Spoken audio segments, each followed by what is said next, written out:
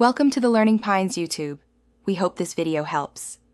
You begin by making sure Dart SDK and Vscode are present, install them now and run Dart version to confirm.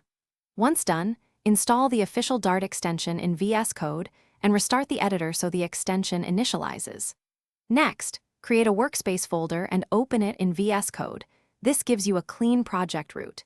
Make sure to enable the extension prompts for SDK detection. If Vscode doesn't auto-find Dart, point it to the SDK path in Settings. Now create or open your Dart project. Run Dart create my app for a sample app or open a folder with a valid pubspec.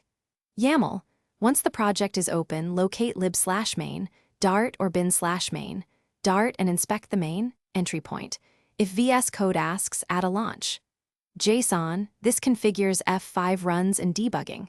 To execute immediately, use terminal right arrow new terminal and run Dart run. You'll see console output and can set breakpoints for interact. Finish by verifying debug and iteration workflows.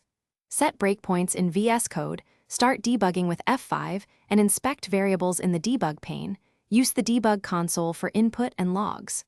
For Flutter projects, use hot reload to iterate faster.